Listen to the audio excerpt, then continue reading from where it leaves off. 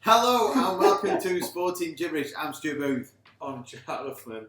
Mine's not as pointy as yours. It just keeps flopping all the time. You get yours to stand up like that. You're getting a good length on that. First time anybody's ever said that to you. Very true. Unless when I'm bowling. Yeah. No, I better keep it on actually. Welcome to the show. As you can see, this is our Christmas special. Donned our very own gear, all the gear, no idea, Rudolph. And Jack's got his going out shirt on. Yeah. I just turn it inside out when it's not Christmas. Does not surprise me. Anyway, on today's show, our Christmas special, we are going to be talking Premiership, Ashes, which was another great week for England. Talking point this week is going to be the hotly contested and very controversial we'll go with Liverpool versus Spurs game, so we're going to have a little chat about that. Jack's asked me to chuck in Sporting Christmas present, which I have no idea what is going on about. Fantasy football. We've got a weekly winner. We do have a weekly winner. We also had a great weekly winner, but we just have an ordinary weekly winner. And we were going to say Sporting Week, but we've got actually no sport to talk about. So what have you done this week, apart from buy your wonderful wife lots of lovely gifts? That too, yeah. On top of that, not a lot, mate, actually, since last week. You've obviously not been here. Golf? Larks has been in isolation, bless him. Did play golf on Sunday with some of the WSO Society, which was good. Didn't quite bring home the trophy, but I did win the closest to the pin in 3 on the long 500 and something par 5. Excellent. And I was very happy. That's probably the best hole of golf I've ever played. Oh, very Driver good. was not massive, probably 220. Maybe it was that stint on the old Top Golf. Yeah, no, I mean, we were ripping St Andrews up on that, weren't we? So I played at 220, probably a 220 drive, which wasn't massive, just in the cut stuff, and like miles away still. So I just thought I'd just try and rip a hybrid, which I'm a bit 50-50 with, and I've absolutely nailed it, which has left me about a 90-yard wedge shot that I've chucked up. And Paul Walker actually on the green when I did it, and he said it's just bounced on the ridge nicely, come down, and it's landed within a foot and a half of the pin. Beautiful. So I tapped it in for a birdie, but obviously got that. So that was good. Other than that, not a lot really. We had a few shandies afterwards. Christmas spirit. Yeah. Other than that, not a lot, mate. Watched a bit of the Big Bash, watched the end of the Ashes, debacle, which we'll talk about shortly. And then, other than that, not a lot about yourself. How was England? It was just a fleeting visit, as they say. Arrived on Thursday, got back last night or the early hours of this morning. So, just whistle stop tour. So, just because of what's going on, the farcical over there and COVID is absolutely rife. Well, they say rife, they say it's rife. I didn't actually know anybody whilst I was there that actually had it. Yeah.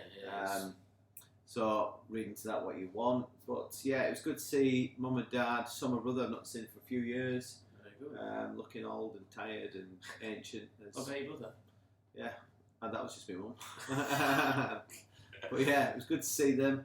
Had a bit of time with Jill's mum and dad and family and little nephew. So I did see the picture you put on of Eddie's lights at his house. I mean, oh my goodness, different level, that, isn't it? Oh, it's literally like he said, is that if planes are not paying attention, they will land on top of that house. Unbelievable. But yeah, it was good. But it's done and dusted now here for the Christmas. Looking forward to the next few days. Yeah, very good. Brunch on Christmas Day, which is always a good.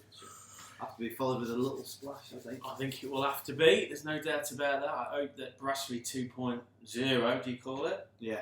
Has plenty of redders on. I fancy a red wine day. Oh dear. Yeah, it'll be a good day. But yes, right. Anyway, on to what can only be described as depleted games of football over the weekend. We actually only end up with 4 fixtures.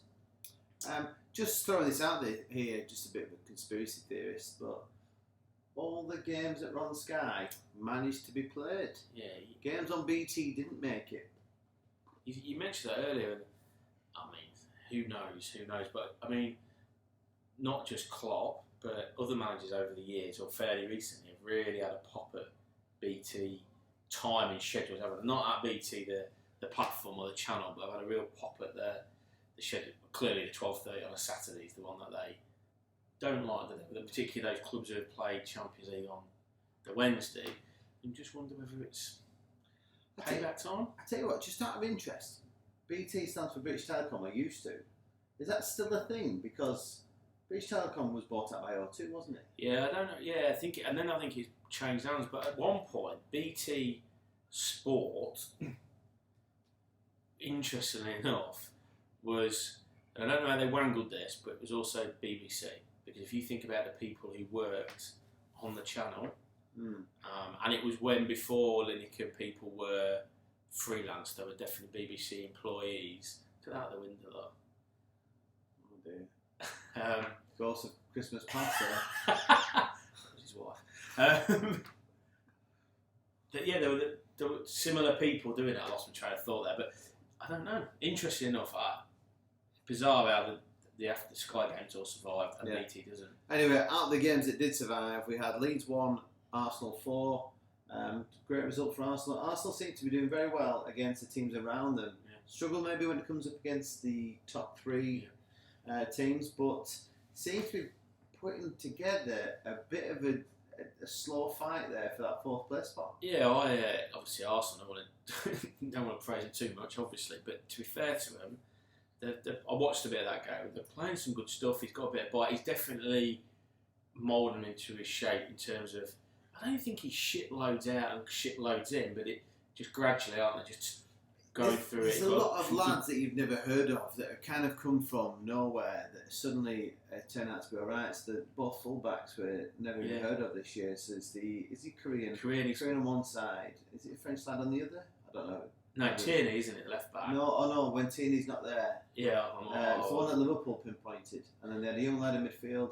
Emil Smith-Rowe is, I like him. Yeah, I like him a lot. A really good player. But Odegaard seems to find a bit of form. But again, Saka's playing well. Odegaard plays well when he's playing against the lower level teams. Probably a bit like what was his name?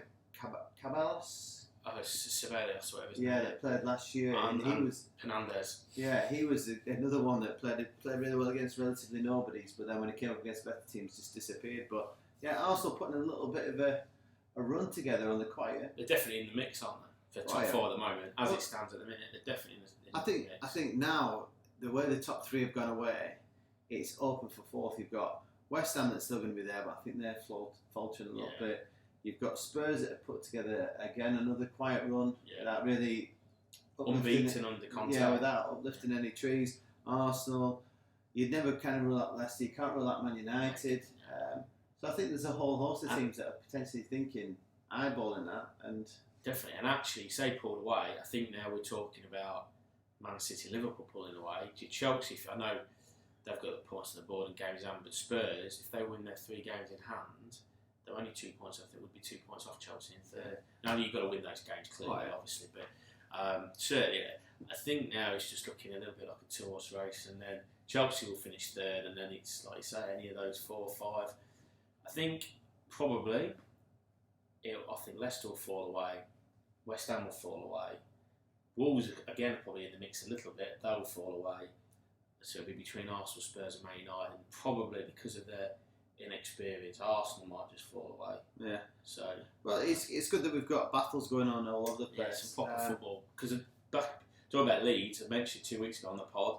I told you they're not out of trouble. Having watched them, they are terrible. Yeah, I just wonder how long they're going to give Bielsa much more run at the. I think there's an element of loyalty isn't it, from Leeds fans. It's a bit like I get that. It's a bit like the Claudio Ranieri situation with Leicester City.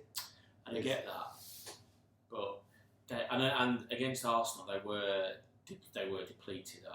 Don't get me wrong, but yeah, I think like I said, they're definitely not out of that relegation battle. Yeah, and then on Sunday we had Newcastle 0, Man City 4. Newcastle just didn't offer anything. Penalty. It was a penalty.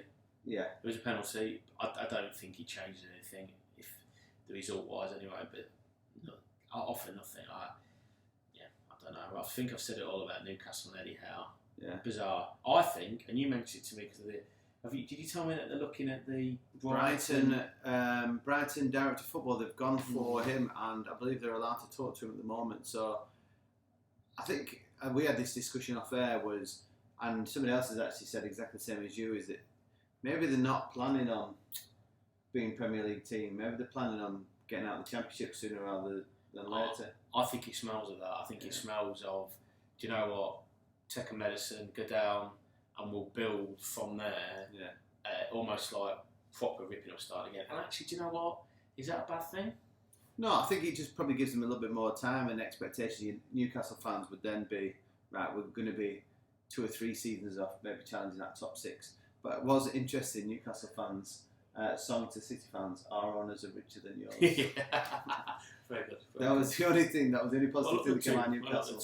Yeah, I wonder, because I suppose it's the idea they're going to give it a proper full reconstruction rather than putting a masterclaster over, I guess. Because, like we said before, in January, if they really want to try and get out of it, they've got to spend a lot of money. They're going to have to spend on average players a lot of money, and then you're back to where they were with Deadwood. I think there's enough players out there to get on loan to get them out of this situation. Yeah, you said that. But I just don't know. Like you're saying now, is their plan to survive the Premiership, or is their plan now, right, let's get down, let's get rid of everybody, take everything, strip the team back, and then build from there? But, yeah, I think definitely that's okay. They'll never come out and say that, will they? No, I know. But I think that's where they're at. It seems to be pointing that way, doesn't it? I still don't think that they should do, but I can see the long-term plan as in being effective. It depends how long they get, if they go down. It depends how long they get stuck in the Championship for. I think they'd probably come straight back up, looking at what they've appointed there, because you've got Eddie Howe that's previous to get out of the Championship. You've got the Brighton guy that's obviously had experience about getting players of certain level. Again, you're not really pulling cords to pull Mbappe when you've got a nobody from Brighton and nobody from Bournemouth as your 2 big boys. No, so you never get any of those big lads. We'll see what happens. But the interesting one was Wolves 0, Chelsea 0, and Thomas Tuchel was trying his hardest to get the game called off. Couldn't, and then cost them in the long run. Yeah, what? No, not much of a go. What do you think about this whole calling off? We had a little bit of a chat off air. I think I sort of said what I think it's. I don't know what the rules are. You mentioned something about you read they've got to have 13 players plus a goalkeeper. Yeah, to put. Or 13 players including a goalkeeper. I know that they have to name a squad of 25 for the Premiership. I don't agree with that. Full stop. Anyway. Yeah. But that's a different thing. Surely you just have to play. And look, I know Spurs had games called off as well. Unless there's no way, you've got 15, 16, or it's proper putting players at risk in opposition, and of course, get it called off. But I just get this, and I do not a lot of, don't agree with Richard Keys a lot on being, but I think he mentioned at the weekend saying, why are some clubs, like last night for example, David Moyes said, Antonio is not fit, he tested positive for COVID last week, he's not fit. Liverpool, Van Dijk and we've got Curtis Jones, Thiago, Henderson, Fabinho. Henderson played last night, didn't he? Yeah, well, Henderson was only cold. Well, yeah. So, but certainly Van Dijk, they're too big for the league game. Van Dijk's something. Van Dijk and Fabs. Yeah, they've got COVID. I don't. Why they're not saying that? Because if the clubs aren't saying that, you're like, yeah. Well, I think Klopp's always been transparent, but I think on the back of that, I know what you're saying is if you've got players, you should play.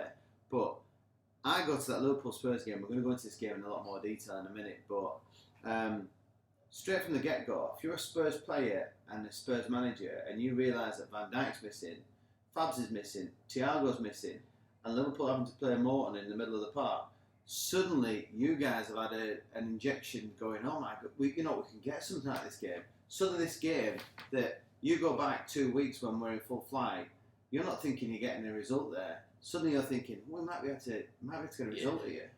I get that, and of course it's like any. But if that's at any time when your big players are injured, that's just how it is in any sport, isn't it? If all of a sudden you think in Spurs been on a run and Kane's not played every that's class, Kane's not playing. I just think that at Liverpool, I've been open and honest. I just think that you should be playing unless it's not to. And I think those players who are out because of COVID, they should be named. Yeah. Because else then, and I think there is a bit of conjecture both from the fans, from broadcasters, from the media, from fellow clubs. Yeah. In a minute. Oh no, I completely agree with that. I think that if you are going to try and get a game called off, you need to list, because Chelsea were trying to say that they had so many players out, but then we didn't know which players they actually had out. Yeah, all they've got to do is call the 43 they've got on loan anyway, so they'll be absolutely fine. Just go on back. Yeah. But yeah, back to the Wolves Chelsea game 0-0, which cost Chelsea the long run. Yeah. And then Spurs 2, Liverpool 2. Do you want to go into this now, Mark? Yeah, might as well. Okay. Which all I can say was an absolute travesty on behalf of VAR, referees, and the world of football. Absolute disgrace. Liverpool should have been home and buried before this game even got going. Shall we go through it blow by blow? I thought you looked dangerous on the counter-attack, very, very dangerous. And I wouldn't have said that Liverpool missed Van Dijk so much, and people are criticising me for that. I thought that Fabs was the biggest miss because he would have stopped that ball getting played out that back line into them channels, into areas for Son to get onto.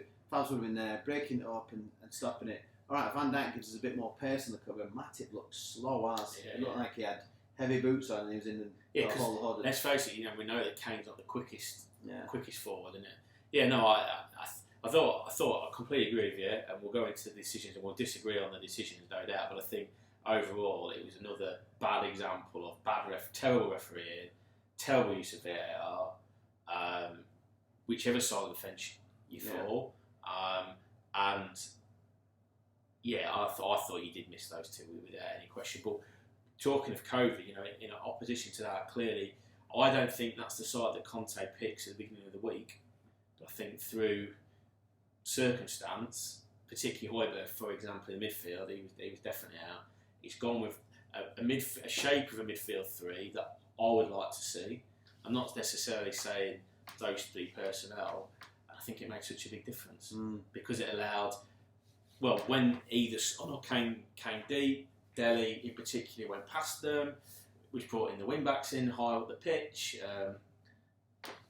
I thought it was an interesting game between Trent and Delhi, and I thought they kind of both did well, but at the same time, if both doing well, neither can be absolutely outstanding. I thought Trent at times defended well, and Delhi also had to track back and defend well, but then Delhi brought well.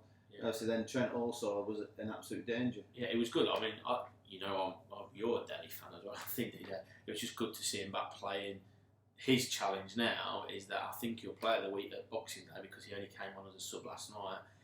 Points towards him getting the nod. He's now got to back that up. Yeah. And even under Bele, because didn't probably have as good a game, but the pass for the goal for Kane is the thing that we expect him to do. Is what we've missed. What I've been crying out for, the Ericsson of old or whatever. That's a good pass because somebody, and you could argue with him not being that confident. The easy passes just go wide, isn't it? Yeah. I thought Robertson messed up for that. I thought Robertson got dragged to go. Thought Dembele was going wide, and went early, and then ended up leaving Kane inside him, and then Kanante, who had a good game up to that point, just couldn't quite get across. But Spurs went 1-0 up. Deserved because you were knocking. You looked a lot more of a goal threat. Definitely. And then Liverpool kind of clicked in, got the goal back. Jota with a great header.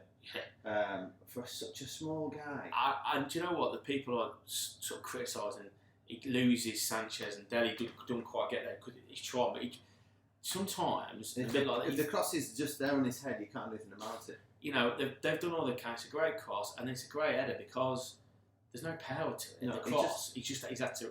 He just placed it exactly where the goalkeeper came from, and the goalie can't do anything other than just watch it. Great movement. I think there's two opening goals for either side. I'll take your point about Robinson. I just think there were two really good footballing goals. And then comes the first penalty incident. Was that before? Was that? I thought we were 2-1 up then. Yeah. It wasn't. It was 1-1. It was 1-1 because it was still the first half. Yes, it was 1-1 first half. Oh, are we talking about the foul? Yeah, if we were Kane first, so we'll go with the Kane tackles. I think that's just before that. I think it's either. So the Kane tackle, where he claims he has gone for the ball. There's no doubt about it. It doesn't. It hits his arm, if anything. Yes. It doesn't hit any part of his foot. So I know when he says, I ate the ball. Well, you didn't. In fact, the trailing arm that was up here was one that hit it. And granted, if your foot's planted, in majority tackles, it's going to snap somebody's leg. But the fact the studs are up and they're coming down on the guy's shin, and it's above the ankle joint, is not a nice tackle. And there's an element here that, personally, I think it was a red card. I can't believe VAR has dismissed it so quickly. But is it an underwriting thing of it's Harry Kane, it's England captain, he's squeaky clean, he doesn't do things like this, therefore he's not meant it? I hope it wouldn't be, because I don't think he's that kind of player. I think from the referee's point of view, is it because it's Harry Kane, he doesn't do stuff like this? Maybe that on the field, I take all the. I personally don't think it was a red card. I think, and we'll go to the one later in the game as well, because I think it looked slowed down. It looked worse than it is. That's my opinion. Okay. And it was just a whole lot. I'm not saying it doesn't look good, but I think they just about got that right. If you take that into a one-off tackle in a slight incident that just happens in a game where you don't give a red card for it, there'd be question marks in it. But when you take into that account is the Harry Kane tackle and the Robertson's one that happens in the same game, it's an absolute travesty. And that's the thing. And that's where, because actually, I agree with you. I don't think either a red card. It's consistency, isn't it? Yeah, I don't think either a red card. I think both. I think Robertson looked terrible. It's just a wild worse isn't it? When you slow it down. Yeah, I just think we'll talk about Robertson's, but I think Harry Kane's a red. That's my viewpoint. Is that I think he's gone in, he's lunged, he's not in control of his body weight, and if Robertson isn't active enough to jump out of the way, it snaps his leg in two. I think what does help, I'll give this. I don't think my opinion, but I tell you what does help Kane is that Robertson doesn't go rolling around like an idiot. Yeah. So I think fair play to him, and I think Emerson did. What I don't like, and you might not pick up on this, but as a Tottenham fan, on a lot of the forums they go like they've got it described in for Tottenham. I'm not quite sure about that, but what I don't like the fact is that when a few years ago, whenever he's talking about Kane diving, Salah diving, Vardy diving, the only player's ever been asked about it is Kane. And then they get him in front and ask him about that tackle again. And he said on it, what did he say? Thought about the ball, didn't think it was red. And that, but Robertson, he said, didn't he? And Andy said, you just clipped me, but I'm alright. So, fair play to Robertson for not making it. Well done on that, Robertson, but then you've been done later on. And then we'll go into that tackle in a second, but then it was the penalty incident. And I don't understand how, one, he's not seen it, because Jota's done exactly what he should do. Steps across the front of the ball to shield the ball. Is Emerson Royal runs straight into the back. It was Bob average player. And it's not even it's more like a forearm into a shoulder, into his back, bundles him over, clumsy as hell, and then for it to be like a 3-second review it's not a penalty, keep going. And you're like, how on earth is that? Because it did not go up the other end. No, that was the Delhi one, yeah. I was just like, what on earth has gone here? Because I'm like, they're going to call this back. It's going to get called back. Here we go, we've got a penalty. I called it straight away. I was there, the lad watching it, called it straight away and having a right pop at Emerson because I think he's Bob average. Yeah. In fact, I'm being polite and I think Bob average. Yeah. So but that's a penalty. Yeah. So at half time, it should have been Spurs down to 10 men, Liverpool 2-1 up. Having said that, Spurs missed some chances. They did miss chances, but then you take Kane out of that scenario, and then maybe your chances don't go as well as they want. But at the moment, I've got it, Liverpool 2-1 up, Spurs down to 10 men, and then we go and score.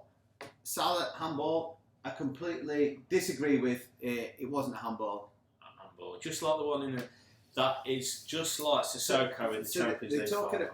The argument here is the phase of play. Yeah, I don't. Because the ruling now is if that handball directly leads to a goal in that phase of play, then it gets disallowed. But according to rules, that wasn't, because it hits his hand, it then ricochets out, it goes out to Trent, then Trent drills it in and Robertson heads it in, gets booted in the face, and Emerson gets away with another yellow card there for kicking someone in the face. So this could have been you down to 9 men. It's handball. By the letter of the law, it's not handball. That's handball because of the phase they play. But it's dropped. If it doesn't hit his hand, it goes out for a goal kick, or Luis picks up. Yeah, but I think it's like anything else. If somebody kicks the ball at you, he's literally gone into head, hasn't he? Well, it's not deliberate. He's been a coward, if anything. Yes, he should. So he's literally gone eyes closed, his eyes, and his hand literally hit. He's missed the ball. He hits him on the hand. He's not done anything of intention. And then on that second phase of play is when we score. So therefore, the handball can't be given. It should be given. It's not. They're the lawmakers. Yeah, well, Get them in here. Yeah, it wasn't given, so that puts Liverpool. But that's where 3-1 up. Alison Royal's now got his second yellow card. You're down to 9. That's where common sense has gone out of the game, hasn't it? Where people, I think even Klopp has said it, when referee who don't know the game or lawmakers, because you're right, in the letter of the law, second phase of play, but anybody who's played the game, deliberate or not deliberate, knows that handball has affected the goal. No.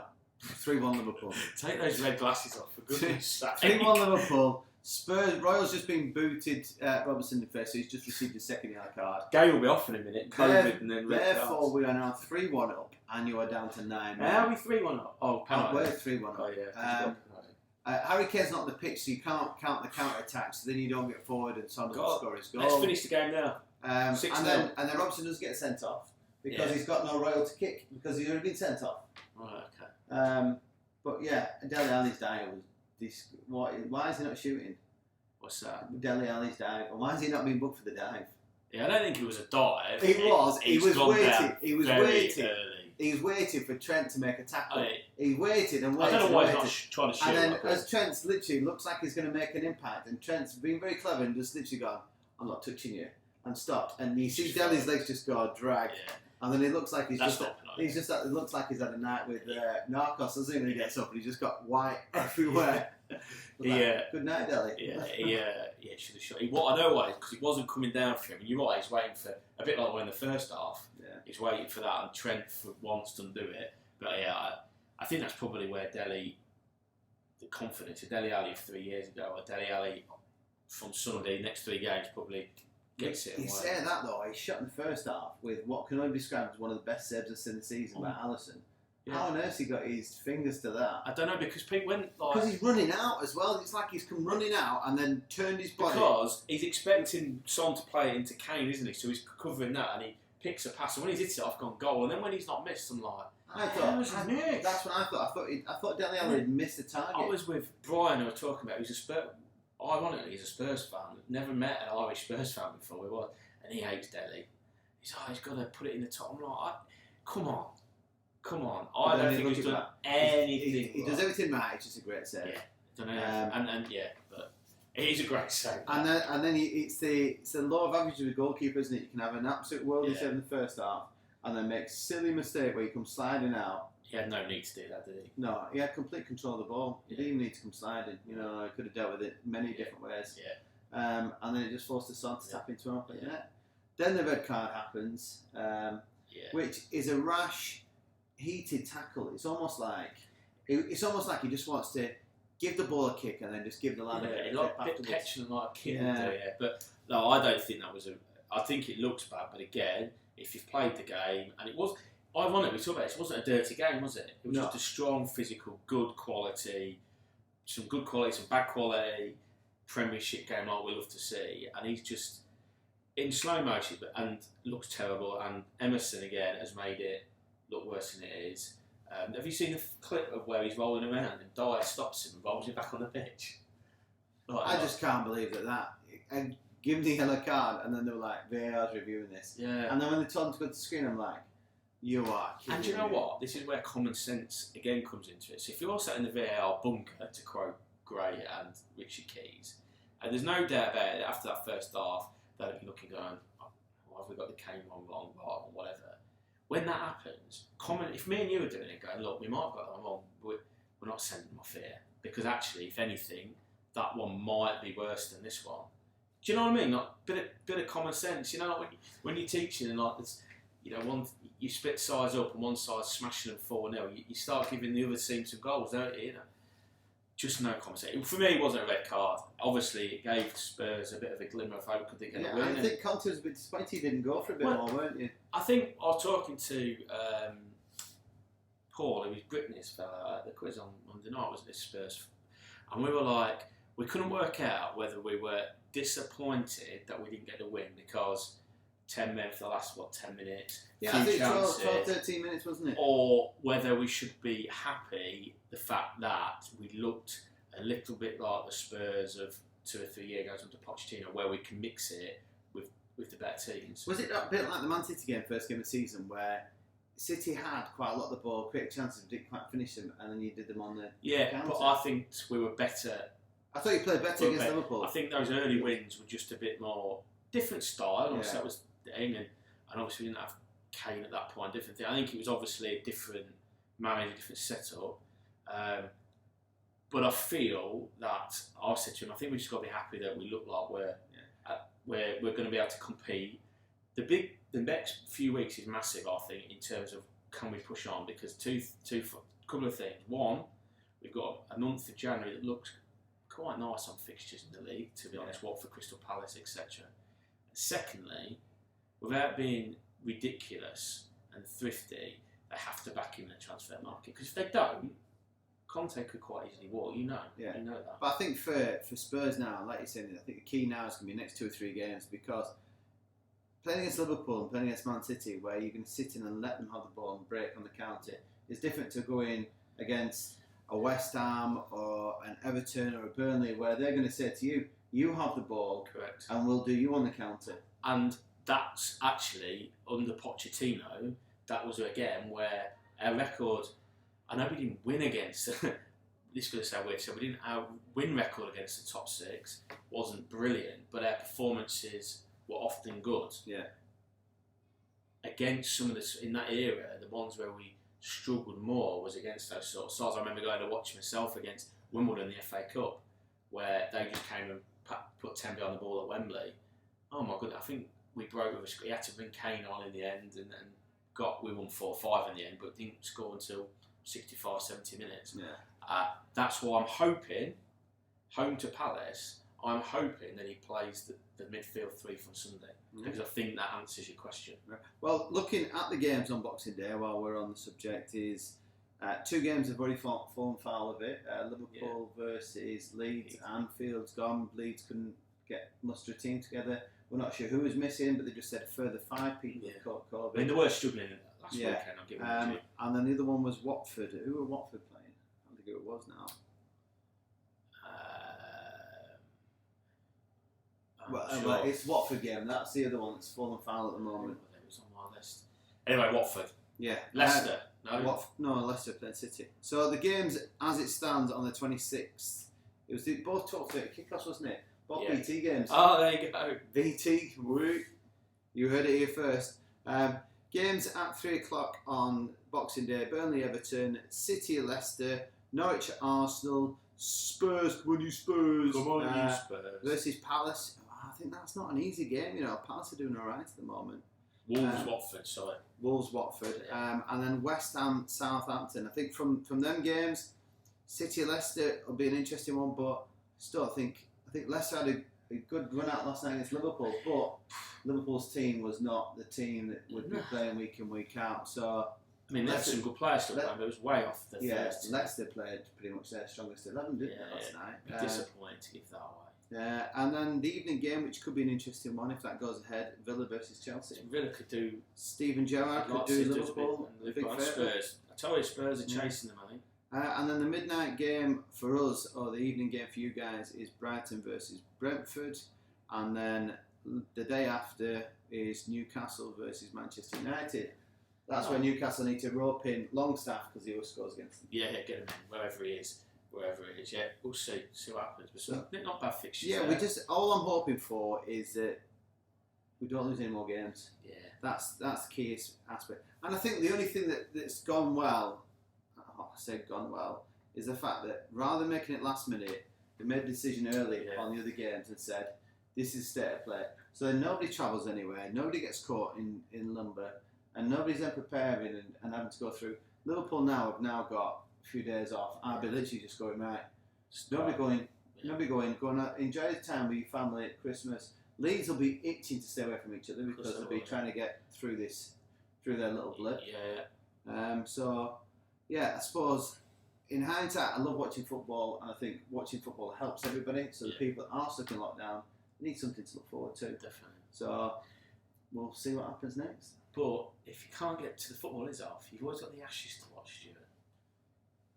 What, is that in case you're struggling sleeping? Well, you did say earlier that you struggled to sleep last night. I was going to say, to be fair, I watched a little bit of it when I was in England, and it just baffles me.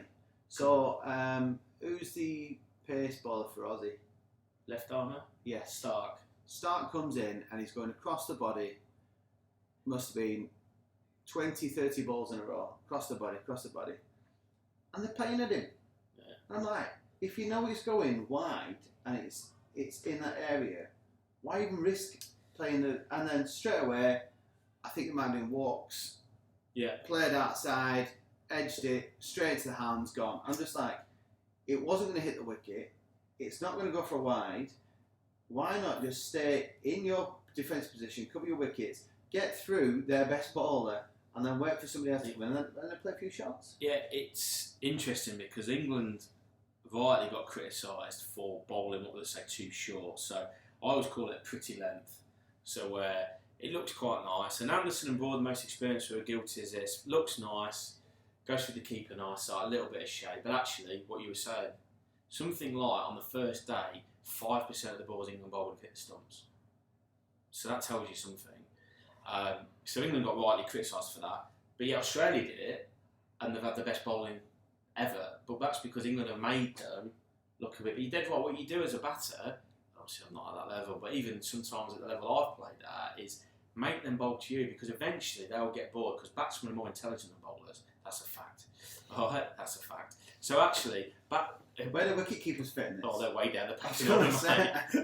They're like chicken farmers. Ben, with that Ben, chicken farmers. Yeah, Ben's way down. Sorry, Ben. My brother, absolutely way down. Chicken farmer. They don't even come on the IQ ladder. But you're dead right. You leave, and wait for them to come into your area. Then you go. And yeah, England were woeful. Yeah. I think the fact of the matter is, and I did listen to the Sky Sports Cricket podcast, and I couldn't agree with them anymore if I could. The thinking, their selection, the squad is just all over the place. I've never been a Joe Root fan as a captain. I think he's pretty ordinary in the field of play. And for him to come out, it was quite nice to see him angry afterwards, but him to come out with bowled the wrong lengths. Wait a minute, pal, you're the captain. If I'm the captain saying I want you to bowl these lengths and you're not bowling, come off. Yeah. So there's an element there of not being in control, not being brave enough, strong enough, whatever you want to be. We've not got players who are good enough, and that's not their fault. That's probably endowment of the county system or whatever you want. That's a whole other week's worth of podcasts. But the thinking is just flawed, and that Silverwood is out of his depth as England coach, and he's now coach and chief selector. It's just embarrassing. And on to top it all off, the England Lions have been out there, so the second string squad went out pretty much with them. So there was still some here, obviously, after the T20 World Cup. But the Test players and the Lions players went from England to Australia and had to quarantine and then train and then. And of course, they were meant to play inter games, and it didn't really happen because of the weather. And then the Lions did play Australia A in one game, which is just utterly bizarre, the fact that was an arranged tour as it was. And they sent them home. They're in that squad. You've got Ben Foakes, who's the best wicketkeeper in the world as a gloveman. And what people forget is that his first-class batting averages is better than Josh Buttler and Johnny Bairstow. So people going, oh, let's get him in the side. He's back in Surrey. And two of the other guys who you'd think, you know what, because of how badly it's going, you might go, do you know what, we need to take him out the firing line. Have a go. They sent him all back. And it's not like before when that kind of thing's happened before and you just got on the phone, Stu, we need you back out there. And literally they've landed and come out. Clearly with COVID and isolation, it can't happen. So it's all over the place. It's embarrassing. And the last day where we kind of showed some kahunas a little bit to get through to the afternoon just masks the fact that we're just all over the place. So we're going with a 5-0 win now, are we now? Yeah, definitely 5-0. And to be fair, but having said all that, I will be up 4 o'clock Boxing Day morning to watch it. There's nothing better than the MCG test, with a little bit of envy because clearly I was meant to be there as well. I know, look tear in the eye.